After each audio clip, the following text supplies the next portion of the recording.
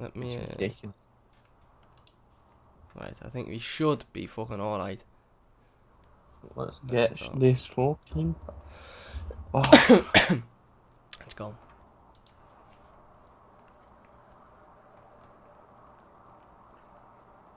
Hi guys, and welcome back to the Mighty Blues. My name is of course Cameron, and welcome back today to another live stream. It is the live game preview. Everton taking on Manchester City in the FA Cup quarter-final at Goodison Park tomorrow evening. Late kick-off.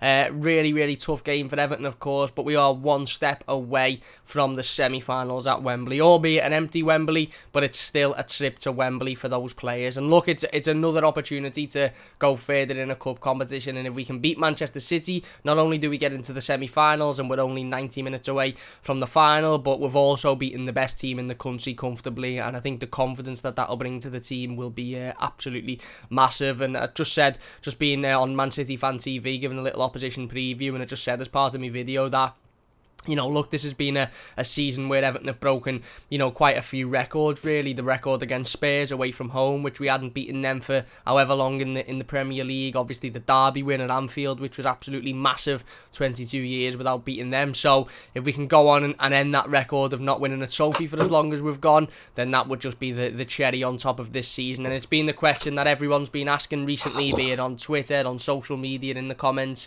You know, what would you rather do, win the FA Cup or finish fourth, win the FA Cup or finish fifth, blah blah blah. For me, it's win the FA Cup all day long. I'm 22 years old, I've never seen Everton lift a trophy and I am absolutely desperate for that moment. But for us to do that, we're going to have to get through, you know, the best team in the country. It's like the final boss, isn't it? It's like when you're playing a video game and you know it's not the final boss, but it's still one of those, you know, bad people that you have to defeat who are just absolutely, you know, unbelievable. And that is Manchester City at the moment. It's going to be extremely difficult. Am I looking forward to it? Absolutely not. Am I filled with confidence? Absolutely not. But there is a little element inside of me, and maybe it's just blind hope, maybe it's just blind loyalty and blind confidence. I don't quite know what it is, but there's something inside of me that's telling me this Everton team are going to turn up tomorrow. There's something inside of me that's telling me these players are going to want to fight to win this competition, because ultimately, look, again, if we lose tomorrow and we get knocked out, it's not by any stretch of the imagination our season over. It's not like we were sitting here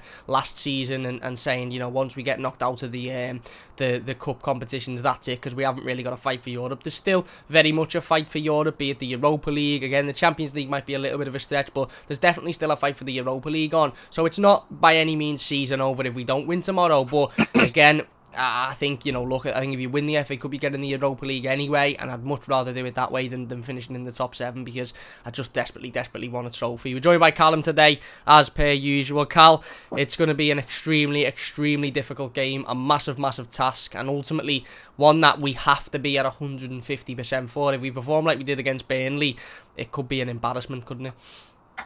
Yeah, it really could. But it's like we've been saying all season, we play up to our competition, don't we? So I don't know what we're going to get, because last time we played Man City, we did play really well, and we just let stupid goals in. Yeah. The Mahrez goal, someone could have easily closed him down. You know, I just feel like we did perform to a good standard, and if we weren't so, you know, it was like we were asleep defensively, then maybe we can win. I guess the problem as well is if you look at if we go in and we've just got Richarlison forward, or we've just got Calvert-Lewin forward like we did last time, then it is going to be difficult. But I do believe we can edge Man City. I think Man City are going to have the priorities in other places. You know, they're more focused on the Champions League. I think they want to make sure they've won the Premier League. They want to lock that down. But I do think, because they're going into an international break, we are going to see a full-strength Man City side. Yeah, it's interesting you should say that, actually, about the you know, the game obviously in the Premier League a couple of weeks ago. Obviously we lost 3-1, and Manchester City turned it up in the second half, and it was quite evident that they were much the better side. But no, you're absolutely spot on. Again, that was a game in which we were coming off the back of, you know, a disappointing performance against Fulham, and we turned up, and in that first half we battled and we give Manchester City a game. And, you know, okay, you might say, oh, your goal was sloppy, but it wasn't, because the play to get to the goal, the pass from Iwobi, the ball in from Coleman, I think it was absolutely exceptional. So we stepped up to their standard, certainly in that first half. I think in the second half, they put the foot on the gas a little bit and we just couldn't cope with it. But again, we'd played an awful lot of games in that period of time. We were coming up, it was one of our games in hand, so it was thrown in midweek. It was just before a Merseyside derby, which of course we were brilliant in.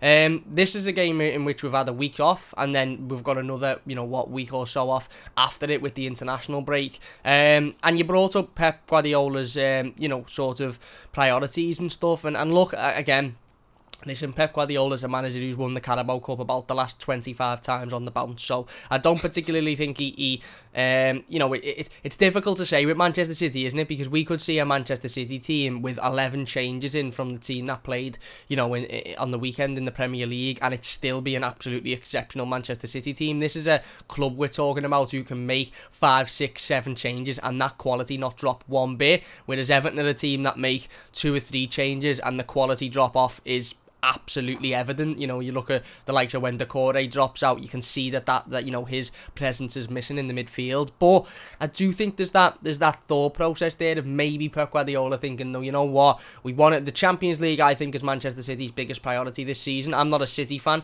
I don't watch City all the time. I don't particularly care about City because I'm not a City fan. But from an outsider looking in, I'd say the Champions League's probably their number one priority because they've never won it before. They got so close a couple of years ago when they got knocked out by a VAR decision in the semi-finals, and the Premier League is again probably just underneath that, only made by the fact that they're going to win the Premier League quite comfortably by a lot of points. So the FA Cup probably falls into that category of, again, a priority, but not as much a priority as those, other competitions. But like you said, there's an international break after this, so it's not like they've got Liverpool at the weekend or Liverpool on Wednesday in the Premier League, or they've got Barcelona in the Champions League next week. They haven't. They've got a week off, exactly like we all have. So I expect a strong Manchester City team. I don't know what a full-strength Manchester City team is, to be honest. They could put out their under-23s and it'd look like a full-strength Manchester City team. So it makes the task even bigger. I suppose, Cal, as we're looking at this as Evertonians and Blues, and obviously it being a quarter-final of the FA Cup. I remember a lot of fantastic quarter-finals of the FA Cup, by the way. I remember the one against Liverpool where Dan Gosling scored in extra time. He curled it in for us to get to Wembley. That was the season we played United in the semis. I remember the one against Sunderland. I remember the one against Chelsea at Goodison Park where Romelu Lukaku absolutely had a field day. If this was a quarter-final of an FA Cup at Goodison with a full-packed Goodison Park, I think we'd have a much bigger chance. I think one thing has been absolutely, just completely blown out the way in recent weeks, and that's this myth of that Evertonians at Goodison, have a negative effect on the players, and the players perform better at Goodison. The players have evidently shown this season that they're missing us, and it will be an amazing game to be at tomorrow, because I do think that would give us a massive, massive advantage. Because, like I said, we've seen it so many times before. But are you sort of like me, mate? Is there a little bit, even though I don't want to call it confidence because, again, City are at another level, but is there a little bit of sort of a little fiery ball of hope or something within you that thinks, you know what, I wouldn't be surprised if we turn up tomorrow and we go out and beat them? Yeah, there is. Like, don't get me wrong, I think we can beat any team in this league. I do. I really think we've got, even with Decore out and stuff, I really think we've got the quality in certain areas to do it. I'm guessing James isn't going to be playing. We haven't got Decore, but so I do expect Carlo to go a bit more defensive. That typical Italian style that he praised Burnley for, of just being able to sit back and catch Man City. Because one thing that people don't realise is Man City are very complacent.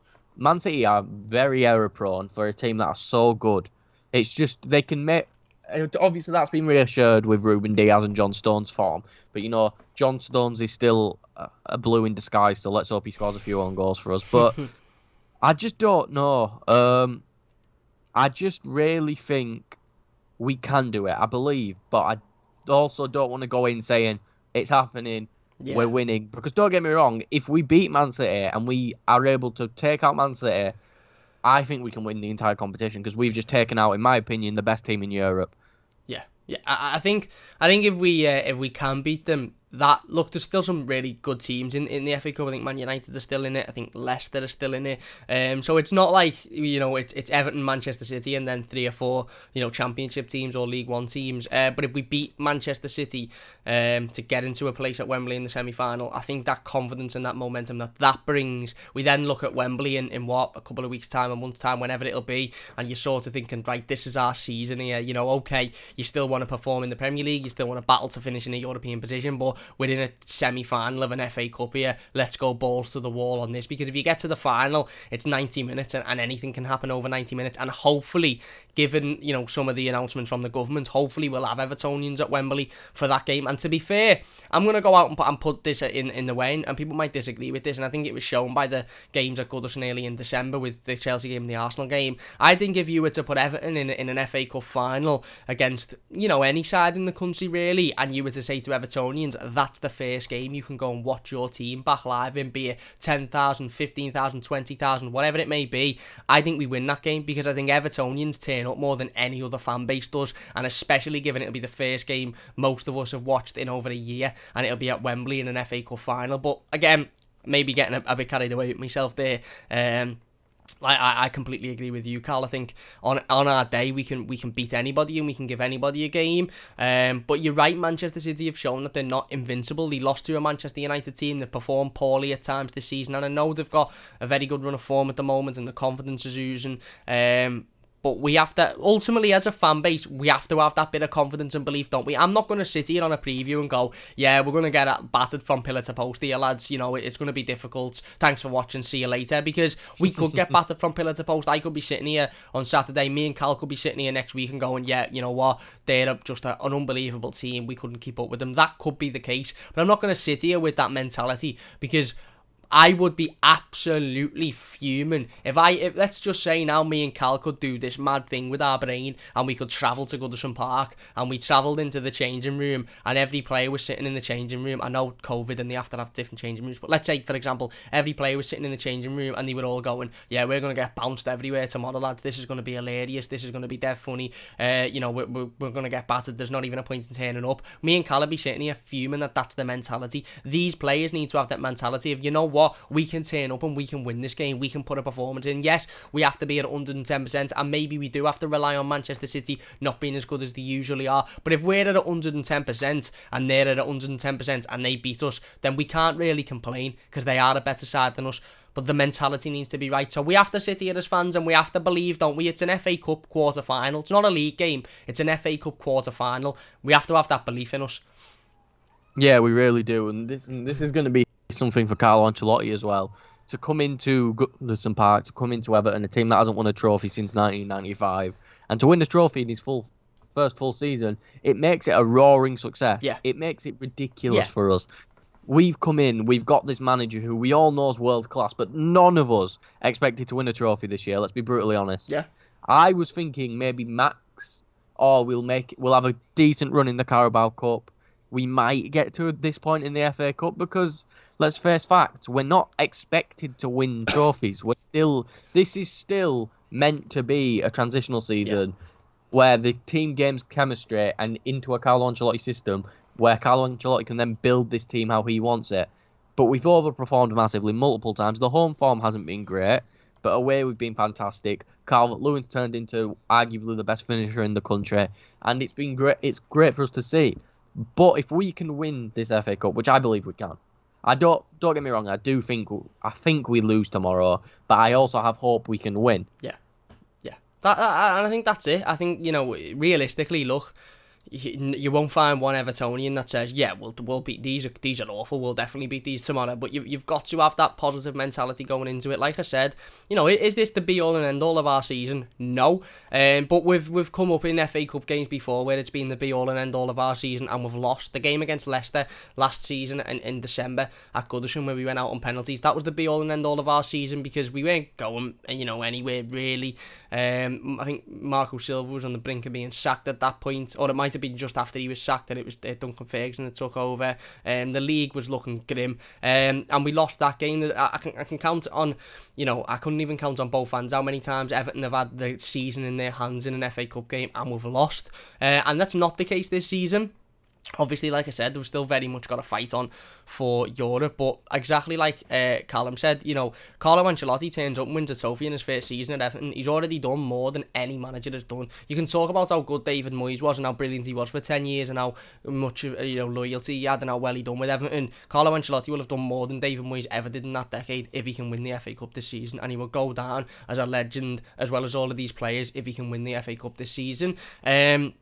It is going to be a very, very difficult, sort of task. It really, really is. But like I said, you know, this is a season in which we've beaten Liverpool at Anfield, which we would never have thought we'd do at the start of the season. This is a season where we beat Spurs away at the start of the season, which we haven't done for a long time. You know, again, and I know I don't just want to keep going back to the past and talking about previous games, but, you know, the Spurs game in the Cup a few weeks back in the is it 5th or 6th round, whatever it is, the game prior to this one, where, you know, again, we beat them 5-4, went to extra time, we got that winning goal, and at every point in that game, don't get me wrong, there was points in that game where I thought we're going to concede here because we'll just throw it away, but there wasn't a single point, and it's easier saying this because, you know, hindsight's a beautiful thing and all of that, it's easier saying this, but there wasn't a point in that game where I thought we're losing this. Every time we scored, I thought, yeah, they'll probably go and equalise here. But every time it was, you know, 2-2 or 3-3 or 4 or whatever it was, I thought, we're going to go and get the next one here. And it was always a case of go and get the next one and then don't concede again. It wasn't a case of, oh, we'll throw it away here, we're going to lose now. You know, when it went to 4-4 and Harry Kane scored, I didn't think that was it, we'll throw it away. Now, I thought, we'll go out and get the 5th. We'll go out and get the next goal, but it's about not letting them score the equaliser after that. And that's exactly what we did. That was a massive game, a massive, massive game. We beat Jose Mourinho, who is, again, you know, similar to Carlo Ancelotti, a magician in terms of winning trophies and winning competitions. We beat his side by scoring 5 goals, and, you know, yeah, it wasn't the greatest game defensively because we conceded 4 at Goodison, but it was a massive game mentality-wise. You know, and also it was a massive game because Carlo sipped a drink and it went viral on the internet, which was great. But look, we have to take that. We have to take that type of momentum. We have to take that type of positivity into this game. And I know the result against Burnley wasn't great. And I know when you're sitting here and you're playing Manchester City in a quarter-final the week after you've just been beaten by Burnley at home and comfortably beaten by Burnley at home, you know, we're not filled with confidence. But like I said, when we played Man City in the league, we come off the back of a defeat to Fulham. We lost to Man City. Everybody was sitting here. Me and Cal sat here in the preview, and we had our head in our hands for, you know, for the derby, and we were thinking, oh, well, what'll be, will be. Well, let's just enjoy it. And we went out and won. And me and Cal were sitting there texting each other till 3 o'clock in the morning, absolutely made up. So let's hope and it will be very much of the same feeling if we can go out and get a win tomorrow. It really, really will, because it'll be massive for the club. It will be absolutely massive, and it books our chance in. You know, at Wembley. And look, it's not over if we win tomorrow. We've still got a semi-final and a final to play. But I honestly believe in my heart that if we win tomorrow and then we can beat whoever we'd get in the semi-final, and then the government do actually go ahead with saying, yeah, the FA Cup can hold 30,000 fans or whatever it may be, 15,000 each, I think we beat any team there, because I think Evertonians watching Everton for the first time, most of us in a year, some of us in however many months, if you were lucky enough to get a ticket in December, in an FA Cup quarter-final at Wembley, I just think we rally behind that team more than any other club does. But listen, it's going to be extremely difficult. We'll get into our predicted starting 11s in a moment then. Let's get into the live comments before we do that. Carl, I forgot to ask, by the way, as well, rude of me, how are you, mate? I forgot to ask how you were. I don't know if you're talking to me there or the guy in the chat. You? Oh, I'm alright, mate, don't worry. I've just... just complete. I just realised that I just rudely enough I didn't ask how you were. So how's things? It's all right, you know, just typical uni life really. So that's it. I've had to been off a lecture to come do this, so you're all welcome. That's dedication by Carl, by the way. That's dedication. You know, I'm gonna own half the channel soon. You know, been off lectures in uni to go and do this. That's dedication. And look at the top he's wearing as well. Absolute classic. Oh, right. So what, are we doing a predicted starting 11? Yeah, we'll do a predicted. We'll go in the comments and then we'll do a predicted starting 11. I just wanted to take a moment to appreciate your top, because it's absolutely boss. Beautiful, isn't it? It is. It's a classic. I remember. Is that the one with the silver badge? I don't know. Is that? I think it's got a silver. Yeah, it's got a silver detail on the badge. I loved that kit when I was growing up. It's a Puma shop. Top was. Let me be careful when I'm standing up. Sponsored by 1-to-1. You know. Go. The classic. Anyone want to tell us that season? Let us know that season in the comment section down below if you're watching. I think I remember what season it is, but let's see if anyone can get it first time. I don't remember, so... I only know because I bought it. Yeah. Everton Blues today, Cam load of vids. I'm not confident of this game without the core in the midfield. We desperately need them. We do, but ultimately, again, look, we don't know who's going to be fit. Carlo's press conference is at 1:30, I believe, today. So we'll have to wait and see for that one. Andy says, morning, Cam, mate. If you're enjoying, by the way, so far, please do hit that like button. It does only take a second. If you're new to the channel, don't forget to subscribe as well. If you could share the stream on social media, would mean a great deal to me. Don't forget to check out the Football News 365 app as well. Link is in the description. Absolutely fantastic app. Keeps you up to date with all your latest Everton news, scores, predictions, Premier League table, all that good stuff. It's free to download. Top line in the description. Helps us out on the channel, helps the lads over at Football News 365, ran by an Evertonian as well, so that would be absolutely fantastic. Ewan says 4-1 win, and mate, I'd be over the moon if it was a 4-1 win, mate, I'll tell you that. He also says, I think Everton needs to play Robin Olsen in goal against City because Jordan Pickford is injured. Well, again, we'll wait and see on the Robin Olsen front as to whether or not he'll be fit. Ultimately, let's be honest, we hope he is. Warzone1 says, cheers. He also says, if we're going to win the cup, it's go big or go home. Obviously, we're the underdogs, but it's the cup. Anything can happen. And that's it. And he also says, have you seen the Champions League draw? I know a certain team through a certain team who are absolutely woeful at the moment, which which doesn't surprise me, but I haven't seen any of the other draws. Lone Toffee says, hi mate, Carl here, hope you're well. Is right, mate. And Philip says, Carlo greets City at Goodison Park, so we've never beat you, Pep. Your entire life has been a mathematical error I'm about to correct. Here's another one of Phil's stories. Is right. And Reece says, Carlo's a total genius, I have hope. Well, that's it. And just before we get into our starting 11, Carl, we are, let's have it right, we are the underdogs going into this game. We are the team that aren't expected to win. We are the team that at most, if you're a Man City fan, a Leicester fan, I don't know who else is in the United, in the cup, United, I can't remember who else, but if you're any of those teams and you watch that FA Cup draw a few weeks back, months back, whenever it was, you're probably looking there going, oh, Everton are unlucky there, they've picked Manchester City out. Nobody expects us to win tomorrow. Nobody expects us to get a result. Do you think that works in our favour as the underdogs? Because let's be honest, this season, when we have been the team that nobody expects to win, we've won. When we've been the team that you go, yeah, they're playing Burnley at Goodison, they'll beat them, we always crumble. So I think we should take a bit of confidence from that as well, to be honest. Yeah, I definitely think we should. Because we should even take confidence from the last Man City game. Because, don't get me wrong, we lost. But we were able to fight for them the entire first half. We were able to keep it level. When they scored, we came right back, dominated the game, and scored past them. I think, going into it, there's a difference between confidence and overconfidence. Yeah. If we're coming confident of a win, then we can win 100%. But if we're coming overconfident, then we'll lose. I think the problem with Man City is, like you've said, Man City could completely change the team they want to play and still have a better side than us. But I think we should have more fight. We should have more passion. They've got other priorities. We only have two. Our league finishing this. Yeah. So it'd be great to see if we win. And apparently, Cam, this is someone desperate to get your attention. Gabamin's back in training, apparently. Yeah, Cal Blundell said Gabamin's back in training. I haven't seen that. Maybe Everton have put a picture up. But hopefully, be good if he was back in training. That'd be that's for sure, wouldn't it? Yeah. Oh, he is. There you go. Yeah, they've put a tweet up. Back doing individual ball work. There he is. Got grown his hair out. Let's hope he can be fit after. He's right. The international break. Love it. Absolutely love it. Let's get him back. Get him back in. Start him tomorrow. I'm only messing. Don't. Look like, to be fair, he did look like a tidy little player the first game or two he played for us. Yeah, true. Yeah, he did. And ultimately, Gabamin will be like a new signing, won't he, when he comes back in, because we haven't seen him for 3 years. So he'll literally, and he may be, not that he'll be back anytime soon, I don't think, because he's only just back doing individual work, but he will be, I suppose, a breath of fresh air in our midfield. Certainly if he can come back whilst the core is still out.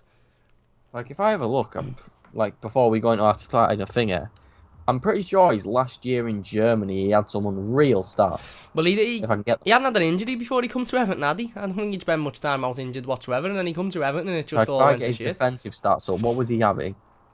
Bloody hell, yeah, I think it's the 17, 18.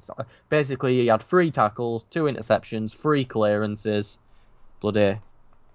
Was that the season he joined Everton, or the last season? No, not the last season for mine. It's the season before. Okay. He had a little bit of a dip off in his last season with Mice, but it wasn't huge because I think they wanted him to attack a bit more. Okay. But yeah, I remember him being unreal in that season because I think that was the first season we were linked to him. Yeah. We didn't get him, and then we got him the year after. But I do think he's a really good player because obviously when we signed him, I watched some stuff on him. I didn't watch much Bundesliga. I think I've watched him twice because I like to watch Leverkusen every now and again. Yeah. But yeah, I think he's really good, and I think, if he sits there and we put someone else in the Decore role and then just have him... Because let's not have Kabamin come in and play the Decore role because we'll kill him. Yeah, we will kill the poor lad. I still don't think we'll see him for a while, to be fair. No, I think it's like I said to you. I think he either goes on loan next season or plays as a rotation player next year. Yeah, definitely. Well, and I think that depends on whether we get Europe or not, to be honest. If we do get Europe, then I think he'll stay as a squad player. But you won't see him. Put it this way, he won't be starting tomorrow. Even though he's back in training, he won't be starting tomorrow. He won't even be on the bench tomorrow. Anyway, let's get into our predicted starting 11s then, mate. Obviously, Carlo hasn't had his press conference yet. It's at 1:30 this afternoon. So again, injury news. We're sort of, we're just guessing here. If you're enjoying, by the way, please do hit that like button. Only takes a second if you're new. Don't forget to subscribe. All of that good stuff. I'll go first then with my defence and back line, and then we'll go to you and we'll do vice versa. So I'm going to go in goal, Robin Olsen. Now again, pretty much exactly like I've just said, Carlo hasn't had his press conference yet, so we're not sure on an injury update. Obviously, there's been a couple of things that have happened with Robin Olsen recently. I don't want to go too much into the issue that happened personally with him because it's personal. But other than that, he has had an injury as well. He hasn't just been out because of what happened in his personal life. He's also had an injury. If you remember, prior to that situation, he was out for 2 or 3 weeks before that with an injury. So the hope for me, certainly, given we know Jordan Pickford's out, and that was confirmed earlier on in this week that Jordan Pickford would be out, the real hope for me is Robin Olsen's fit. Now, don't get me wrong, did João Virginia step in and do an alright job against Burnley? Yeah, he was alright. He wasn't awful. He had a couple of easy saves to make. He made them, and he didn't really get put under much pressure, and he done alright. Do I want him playing in an FA Cup quarter-final against Manchester City? Absolutely not. And that's nothing against João Virginia per se. It's just the case that he's very inexperienced. He's only had, 50 minutes of Premier League football, and that was in the previous game when Jordan Pickford went off. And I just think coming up against the team like Manchester City could potentially, damage his career if he doesn't have a great game, because they're a very, very, very good opposition. So my hope, Cal, is that Robin Olsen's fit. Listen, Carlo might come out today and say, no, he's not passed his fitness test, he's not fit, and then it'll be João Virginia, and then we simply have to get behind João Virginia. We have to give him our full support, because ultimately, again, he's going to start. If Robin Olsen is fit, he's going to start either way, so we just have to get behind him. But my hope at this moment, obviously before Carlo's press conference, is that Robin Olsen has passed his fitness test, he's fit, and he's available to step in, because ultimately the difference in quality between João Virginia and Robin Olsen is evident. Robin Olsen's an international level goalkeeper. He's played in the Premier League an awful lot of times before for Everton, and he's ready to step in, hopefully, if he's fit. Whereas João Virginia, João Virginia might step in and put in a Jan Mucha-X performance against Manchester City and just be absolutely excellent and pull out 15 world-class saves, but the confidence, I don't think, certainly with that back line, wouldn't be as much if João Virginia was in rather than Robin Olsen. But again, we don't know because of injury update, but let's hope Robin Olsen is available. And then I'm going for the back line of Luca Dean at left back, Yerry Mina and Michael Keane at centre half, and Ben Godfrey at right back. I think Mason's had a couple of games at right back recently, and I just think he struggled positional wise. He struggled, and this is against sides like Burnley, not sides like Manchester City with as much quality as they have down those left hand sides. I think Yerry Mina simply has to come back in to this team. I think we've missed his presence massively. We've missed his defensive ability massively. We've missed how good he is in the air massively. Obviously Michael Keane hasn't gone away with England, or won't be going away with England. Not too sure why, but he wasn't picked in the England squad, so he's now got a couple of weeks rest as well. So I fully expect him to start. And Luca Dean at left back is pretty much a no-brainer. But given I'd like Yerry Mina and Michael Keane to reignite that partnership in the middle, it opens up that door for Ben Godfrey, and I just think Ben Godfrey would do a better job than Mason Holgate at right back. I think he's a bit quicker. I think he's a better defender. I think he keeps his position a lot better. And obviously there's that option for Seamus Coleman, which is always a possibility. But I just think you're more likely to see Ben Godfrey at right back. So there you go. That's my back line. Robin Olsen in goal, Luca Dean at left back, Yerry Mina and Michael Keane at centre half, and Ben Godfrey at right back. Just before we move on to you, Cal, I think this game is massive for Luca Dean. he hasn't been great recently. He put in a couple of good balls against Burnley. That one for the Calvert-Lewin header was a fantastic ball, and Dom should be doing a lot better. But I think we're due an exceptional performance from Luca Dean, because we haven't seen one for a while. So there you go. What's your backline and goalkeeper, mate? Yeah, with the Digne situation, I do think it's because he's basically been told, hey, you have to be the main creator of this team. Yeah, without I don't James. think he likes that personally. He is a left back by trade. I do think he likes to have someone like Sigurdsson or James who he can just play the ball to and let them do something. Yeah. I think he likes to receive it and cross it instead of run and cross it. Yeah. I think that's something more. I've just seen Philip put rumours about Siggy and Gomez being injured. I hope not. Let's hope not. Let's hope not. But I've gone for the exact same backline and goalkeeper as you, mate, because I just think that's what he's going to stick with. Like I said, I'm not ashamed to say it, Holgate's performance against Burnley is one of the worst performances I've ever seen from an Everton player. He was awful, wasn't he? It was awful. Like, if I was giving him a rating, I'd be lucky to get a 1. Let me be brutally honest, to be lucky to get a 1. It was dreadful. But, you know, I think we have to move past that. I think, listen, Holgate's a good player, but I just think he's a centre-back. He's a rotational centre-back. Yeah. And I think that's what he needs to be used as. If we have to, and Carlo don't think he's going to play enough, send him out on loan to a newly promoted side if you don't think he's going to play. Or if he's moaning that he's not playing enough and that's why he's starting at right back. Because I just don't think his personal aspiration should be put before the club after performances like that. Yeah. No. And I think Godfrey's much more athletic. He's much better progressing the ball forward. I just think it suits him more to play right back. And I do think Man City will want to go down that left-hand side with players like Sterling. So it's good to have a more agile player, someone who's stronger in the tackle. But if Virginia starts, I do expect Carlo to play a 5 at the back. Yeah, essentially, yeah. Put as many defenders in front of Virginia as possible, because Virginia on loan at Reading was god-awful. Yeah. God-awful. Honestly, he was comfortably the worst goalkeeper in that league. Yeah. So, and that's probably not his fault. You know, he hasn't really ever had the chance to be a starting goalkeeper for a team, but I don't want to take that risk. So if Virginia starts, I want us to pile as many defenders in front of him as possible. But no, I do agree with Cam. I do think it's going to be Olsen, Digne, Keane, Mina, and Godfrey. But with the Keane situation, I think Keane rejected to play for England, to be honest with you. Possibly, certainly with his Instagram post last night. That's what I mean. I think he must have sat and spoken with Ancelotti, and maybe Ancelotti said, you know, it might be better for you to rest, because Calvert-Lewin, he's going in to be the backup striker. Yeah. And I think Carlo Ancelotti expects that. Michael Keane would have started most games. Yeah. So I think that's what it is. I don't think, because let's be honest, he's better than Conor Cody. He's definitely better than Eric Dyer. Yeah. And I feel like this is just Southgate giving a few players chances before the Euros, like Lingard and stuff like that. Yeah, Ward-Prowse as well is in there, isn't he? There's some, not that I don't think Ward-Prowse is a good footballer, but there's some mad picks. Yeah, no. Yeah, so... Go on, sorry, mate. I was just saying yes, so that's it. Yeah, no, there you go. I agree. I mean, Andy puts in the comments, and we'll get back in the comments in a moment. Bring Mina back in and put Godfrey in the That's not a bad role. idea. It's not a bad idea, and look, I'd absolutely welcome. To be fair, I'd absolutely welcome either Ben Godfrey or Mason Holgate in that centre of the midfield role to provide that energy, but I just don't think he'll do it. I think we're more likely to see one of or two of Alan, Davis, Gomez, Sigurdsson, dare I say Delph's name, in that midfield before you see a Godfrey or a Holgate. I think Ben Godfrey, the thing with Ben Godfrey is, look, I made a massive point about putting him in the midfield while Decore's out, and I still agree to that.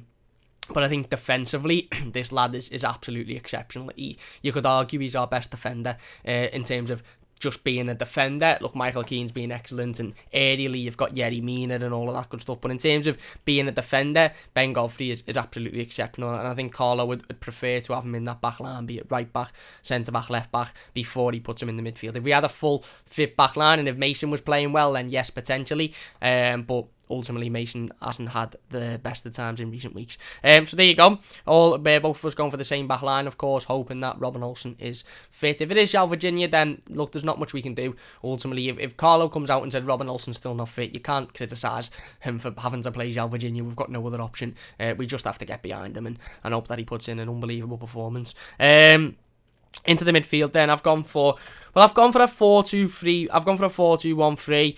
It might be a 4-3-3. It might be a 4-4-2. But I've gone for Alan and Tom Davies in those sort of defensive roles. Maybe Tom Davies pushed a little bit further forward, or Alan pushed a little bit further forward with Davies in the 6. And then Gylfi Sigurdsson slightly ahead of him in that 10. Look, again, as Phil says, there's rumours about Gylfi Sigurdsson and Gomez being injured. I don't expect James Rodriguez to be back for this one. And if it's not James Rodriguez, it's got to be Gylfi Sigurdsson for me. Because those are the only two players that create from that area. Look, don't get me wrong, Luca Dean can create opportunities, but he hasn't been on great form recently. Richarlison, I don't really think is a creator. He creates for himself, and he can maybe create for Dominic Calvert-Lewin, but he's not a massive creator. Dominic Calvert-Lewin doesn't create. You could make a question about Alex Iwobi, but again, he hasn't created much. Maybe Alex Iwobi in the 10 instead of Gylfi Sigurdsson. I'm not too sure, but I just think Gylfi's a slightly more effective, certainly this season than anybody else in that position other than James. But the assumption is James won't be available. And then the other two again. Alan, I wasn't massively impressed with, if I'm being honest, against Burnley. I thought he had probably his worst game in an Everton shirt, but again, bear with him. He's coming back from a massive injury. He's had a week off to rest, and I just think he's going to be in that starting 11, isn't he? And if he's going to be next to anyone, it's Tom Davies. I still don't think Tom Davies has put a foot wrong for a long time, really. I know the mistake for the Burnley first goal, but I still stand clear that that's a foul. And as well, he gave the ball away in the middle of the midfield. That's not an excuse for them to go all the way up the other end and score. Yes, we could say Tom should have done better, he should have been stronger, etc, etc. But Chris Wood still managed to stand on his own while 4 defenders just watched him and buried it. So I'm not putting all of that on Tom Davies. So yeah, that's my midfield 3, mate. Alan, Davies and Gylfi Sigurdsson. Yeah, well, I've gone for a 4-3-1-2, Okay. so I'll do what I usually do, the 3 in mid, and then I'll do the attacking midfield and 2 strikers. Yeah. I'm going to keep it as if Sigurdsson's not injured, because like I said, press conferences hasn't happened, we don't know. I've actually gone for a bit of an interesting midfield. Okay. I don't know what you think about this, but I've gone for Alan, Tom Davies, and Onyango. I think he's going to start because, what was it? It was Marcel Brands, Duncan Ferguson were all at that game. Leighton Baines as well, yeah. I just think he's going to play. I think Carlo's looking at his options now in that energy midfield, and he's like, right, if we're playing Man City in the FA Cup.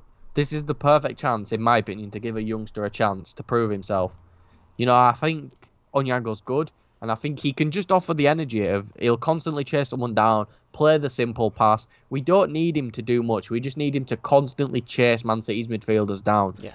Don't let De Bruyne put any of those balls through. Don't let Gundogan make those surging runs. That's what we need. And I think Onyango suits that perfectly. And then it is a bit of a defensive 3, but I think that's what we need when we play Man City, because Man City are going to dominate the ball. We need 3 midfielders who are good in the tackle and then who can bounce forward. And we don't know if Onyango can do that yet.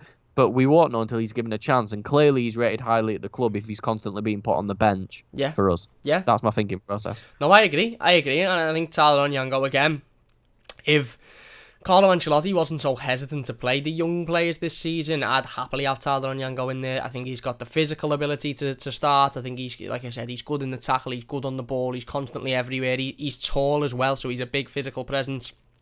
I'd love him in there. I'd absolutely love him in that midfield, and I think it'd be a breath of fresh air tomorrow. I suppose on the flip side, you could say if he had a bad game, it could potentially damage his career because he's playing in a quarter-final of a cup and he hasn't had much experience. And I suppose that's where the thought process of Carlo comes in, isn't it? We're sort of in the same situation as we were when Luca Dean was injured and we were all screaming for Naz Nkunku to come in. You're sort of sitting there thinking, yes, we want him to start, but is he likely to start? No.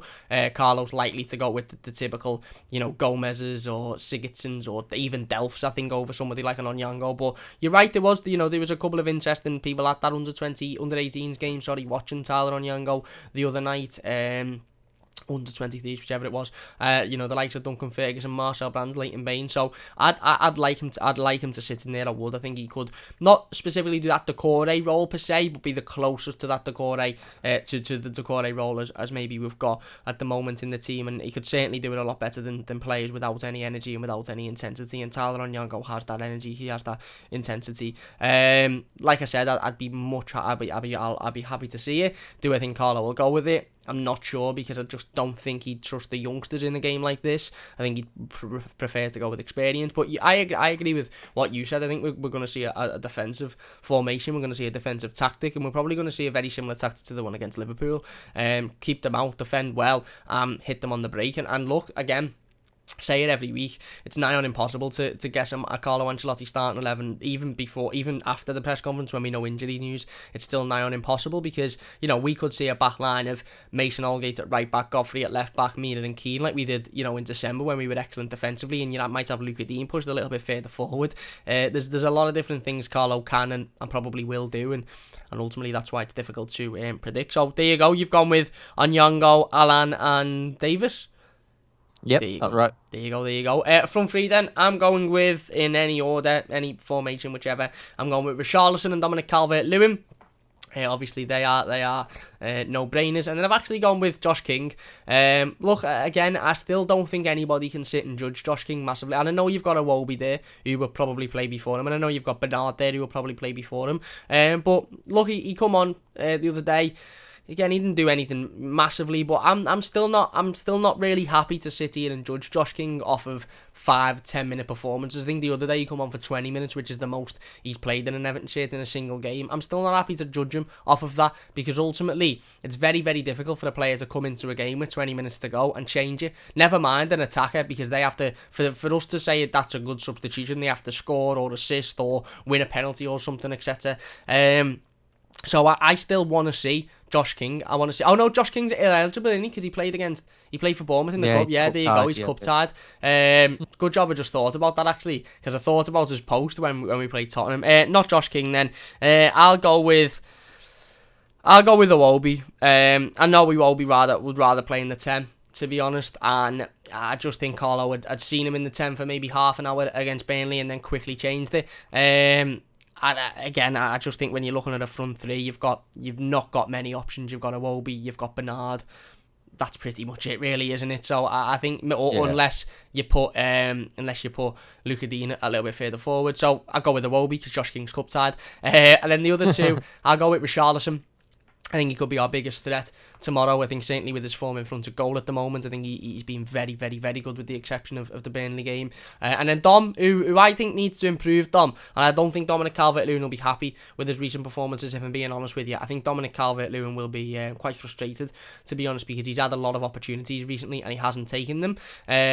So I think Dom needs... Listen, Dom can't have another game like Burnley where, you know, he's missing headers from 5 yards out, or he's not taking opportunities, or he's not clinical in front of goal. I know he scored against Burnley and it was a great header, but Dom needs to have a game where if he gets 4 chances, he's scoring 2 or 3 of them. If he gets 6 chances, he's scoring 3 of them. He can't have one of these games where he gets 6 chances and he's only scoring 1, because, you know, we need the best out of Dominic Calvert-Lewin. So for me, I think he'll start, and he should start, as well as Richarlison, but I'd like to see a bit more from him. Yeah, I 100% agree, and I do feel like he probably should have got at least a hat-trick in that game. Yeah. We should have won that Burnley game. Yeah. To be brutally honest, we had so many chances and didn't put them away. But I think we've just got to look at this now. We've got to look at it in the future, and I do think the best opportunity for Calvert-Lewin is to have an unreal game against Man City, and then to get looked at by Southgate, because he'll start at least one game under Southgate. Yeah. Southgate loves him. I think, and then for him to batter San Marino with a hat-trick or something. I think he just needs the confidence booster, and maybe this goal against Burnley was the confidence booster. Because to be fair to him, at least he was getting in those positions and getting those chances. Yeah. He wasn't doing that previously. Sure. I think he's gone on this big goal stretch without scoring. What was it? It was quite a big... It was since the Man United game, before the Burnley game, he hadn't scored. Yeah, it was... It was a month. Yeah. Like 4 or 5 games he'd gone without scoring. But I do think... or he might have... He scored against Spurs in the Cup. But wasn't it Spurs then United? Didn't we play them back to back? I just can't remember, if I'm being honest with you, mate. All the games are just feeling into one. The last league goal he scored before Burnley was Man United, where he scored the last minute equaliser. But I do think he just needs a confidence booster. So I am going to go with Sigurdsson in the 10. He's the best player we've got for that role. If he is injured, I could see Bernard being slipped in at the 10. He played well last time we played a cup game. I can't see why not. but I'd prefer Sigurdsson. Sigurdsson does seem to perform well in the cups. I don't think he's had a bad cup game this year. Yeah, For us. he provided that assist for Bernard's goal, didn't he? Which was an excellent He got 3. assist. Yeah, got 3 in that game. I think he got 3 assists in the game against Spurs. But defensively, he was dreadful. I remember Yeah. rating him in that game, and my head was just battered. Yeah, I remember because we were talking about that. But I think literally, if we play this team and we have the 3 player midfielders who can play a bit more defensive, Sigurdsson doesn't have to bomb back and defend. Yeah. He can stand by the halfway line, and he can ping those through balls to people like Calvert-Lewin and Richarlison, so they're not, alone by themselves like Richarlison was in the last game. Yeah. But yeah, I do think it's going to be Richarlison and Calvert-Lewin up front. There's no other choice really. Is their King's Cup tied? Iwobi's crap, and it's just. I just think these are our best options if we're going to beat Man City. I do think Calvert-Lewin can bully someone like John Stones or even Ruben Diaz aerially. I just think it's getting past the keeper like Ederson. That's going to be the problem. But if you can get past Nick Pope, you can get past Ederson. I know Ederson's better, but I feel like Nick Pope's, as a shot stopper, they're quite equal in ability. I think Ederson can just distribute a lot better and can control the ball a lot better. But I do think that's the strike partnership we need to go with, because that is our future strike partnership. That is what is going to hopefully be our front 2 or part of a front 3 for the next 5-10 years. So we need to be giving them opportunities together, and the more and more they play together, the better and better they're going to get. And I think we're seeing that improvement. I just think we need to see a goal from Calvert-Lewin, or maybe 2 or hopefully 3, to really boost that confidence going into this league run for Europe after the international break. Yeah. Absolutely. I agree completely. I agree. So no, I agree. I think you're right. I think confidence is key, and that's what we talk about with this game. If we can beat Manchester City and get into a semi-final of an FA Cup at Wembley, even though there's still some difficult teams to play in this competition, the confidence and the momentum that will give us will be massive. And I would be confident with us beating anybody after that, because we've just beaten the best team in the competition. And like I said, the momentum would be absolutely brilliant. Ultimately, I think you're right. I think Carlo will go with a defensive tactic. I think he'll go with a defensive team. I think he'll go with a defensive formation, because if we stand toe-to-toe with Manchester City, we probably won't beat them, because they're very, very, very good. So we have to ultimately assess this game, and Carlo has to assess this game as the best way in which Everton can win this game. And look, if we'd have gone toe-to-toe with a lot of teams this season, we wouldn't have won in the games that we've won, but we've had to sit back, we've had to hit them on the break. And I like I said before, I think Everton have been an awful lot better in these types of games where we've had to defend, or we've had to sit back, or where we've been the underdog. It's the games against Fulham at home and the games against Burnley and all of that good stuff that you think, right, we'll win this game comfortably, this will be easy, and we don't, because we're the team expected to win, we're the team expected to bring the game to those sides. Whereas in the games where we've had to defend and sit back and we've been the underdog, we've done very well. And so let's hope it's the same outcome tomorrow. Let's get into some of the comments then before we round it up. Eugene says, who should you put in goal against Man City tomorrow? Well, Robin Olsen, if he's fit. If he's not, it's going to be João Virginia. It's as simple as that.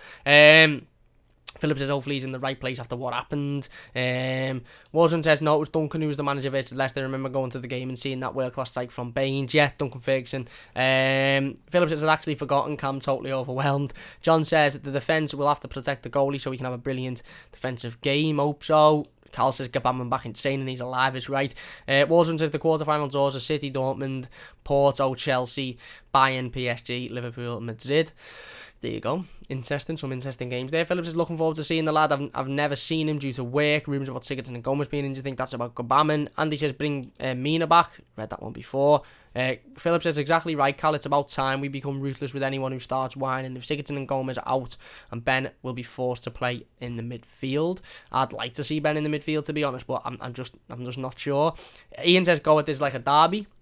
Joshua says, Gabamman is back in Finch Farm doing individual training. Philip says, there's a long shot. What's the young keeper in the 18s?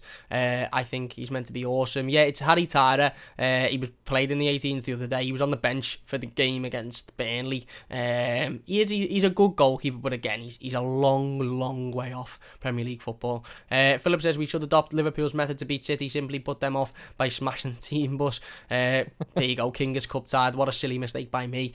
Ian says, Hammer's definitely out for this. Well, we don't know. Again, Carlos' press conference is about an hour in about an hour or so we'll hear an update then. If he isn't, if he's available, then unbelievably happy days and he's straight in. But again, I would expect him not to be. Carlos, I think he's being rested until after the international break. Yeah, that wouldn't surprise me either. He's not going away with Colombia either. because their fixtures have been postponed for, I think, for what's going on in the world. So, yeah, he'll get an extra couple of weeks. Semi's in the chat. What's happening, Semi? Philip says, Cal says it how it is. Oh, he's crap. Semi says, I laughed at that too. Usually we can't waffle on social media. Is right. Philip says, very too. Yeah, well, again, just to round this up then, Cal, look, it's going to be an extremely, extremely difficult game. But a game that we must have faith, we must have confidence, we must have belief in ourselves. Because ultimately, look, it's an FA Cup quarter-final, and it's a chance to go to Wembley, and it's a chance to get, and again, 90 minutes away from a final for a competition that we haven't won for a long, long time. And even though we're coming up against a very, very good side, even though we're coming up against a side who have been excellent this season, we have to have that little bit of belief, don't we? We all know it's going to be difficult, we all know it's going to be extremely hard, and it won't be easy, but we have to have belief going into it, surely. Yeah, we do, and like I said, we've said multiple times, if we go in believing in the squad, then the squad can perform. It would be much better if we could pack out Goodison, because then I do think we beat Man City, because they've got about 15 fans, so we should be fine. But I don't know, I just think we should go in not expecting a win, but expecting a good performance. Yeah. If we can go in and lose 2-1, but we push Man City for the game, we have heart, we have passion, and we play like a team that wants to win, then I'm fine with it. Yeah. But if we go in, concede 2, and then just said, no, I'm not doing this, Iwobi plays and gives the ball away 55 times again, or something like that, I just don't want to watch that. I want us to at least have some fight in the game, and that's all we need. Yeah. If we come out fighting, we can beat any team in the league. It's just about not coming out and being complacent like we have done constantly this season. Yeah. Absolutely. And I think another key word for this game is expectation. Expectation's a word I've used a lot recently, and that's because I think the expectation of Evertonians from the start of the season has changed to where we are now because of how well we've done. But there's not much expectation going into this game. Obviously, the expectation from everybody else is that City turn up and beat us comfortably, because that's what they do. So that lack of expectation, that lack of sort of, listen, if we're sitting here and we've lost on tomorrow night doing the instant match reaction, like I said, I won't be surprised, because City are a very good team. It won't be like Burnley when I'm sitting here fuming and thinking, how's that happened? But like Cal said, we have to turn up and put 110% in. We have to turn up and fight and show that passion, show that fight, and show that energy. And ultimately see what happens. Look, we could give, like I've said it before, I said it for this City game in the Premier League, we could give 110% and City beat us because they're a better team than us. But if we do that, then I don't think anybody can complain. We'll all sit here and say at least they give 110%. At least there was that fighting effort there. Is if we turn up like Carl said and just don't bother trying and turn up with a defeatist mentality, that's where the frustration will come in. But I don't think we will. I don't think Carlo Ancelotti has a defeatist mentality in him. I think he's a winner, and hopefully we see that tomorrow. Anyway, we finish it up there then. Cal, massive thanks for joining us, mate. Anything to say before we finish up? Just the usual. Follow me on Twitter. Check out my stuff on Prince Rupert's Tower. There'll probably be something going up for the Man City game either tonight or tomorrow after the game. And also, I'm selling out a little bit here, but I'd like to give a huge shout out to Football Box UK. If you're looking to get any mystery football shirts, make sure to give them a look. Great service. Just get in touch with a guy on Twitter. I think they've got a website now. Can sort you out. You can put any teams you don't want, to make sure you don't get any dirty red shirts in your box. But yeah, it's only £30, and it's a great way to extend your football shirt collection if you are collecting. Brilliant. There you go. Go and check them out I'll put the link in the description. I think Carl's not sent me the link, so I'll put it in the description in about 5 or 10 minutes after the stream. So check them out. Go and check out Callum as well. Drop my follow on Twitter. And follow all the stuff on Prince Rupert's Tower as well. Brilliant stuff. Massive thanks for watching anyway. Really do appreciate all of the support. If you're watching live, massive thank you. If you enjoyed the stream, please do hit that like button. Subscribe to the channel if you're new. Only takes a second as well. Really would appreciate that one. If you're watching as a YouTube video, leave your thoughts in the comments and we'll get involved with as many of them as we can. Philip says OT, but will you ever do a watch along? I might do one in the future. Not yet, probably not this season, but I might do one in the future. Semi says hold our heads up, go in there and give them a fight. Spot on, mate. Absolutely spot on. Philip says play for the share. Couldn't agree more. Massive thank you for watching. If you're watching live and you're getting involved, big thanks to everybody as per usual. If you're watching a YouTube video, leave your thoughts in the comments as well. And yeah, Let's just hope we go in there, we give a bit of fight, we show a bit of passion, and look, what'll be will be. It's going to be extremely, extremely difficult, but let's have a bit of faith. Let's have a bit of belief in this Everton team and belief in Carlo Ancelotti. If any manager can do it, it's going to be Carlo Ancelotti. Up the toffees. Big thanks for watching. We'll be back with the instant match reaction and the player ratings after the game tomorrow. We'll also have, I think I'm going to put a video up that me and Tom recorded last week up a little bit later on about Jordan Pickford, so look out for that one. Massive thanks for watching, and we'll see you soon on the Mighty Blues. There you go.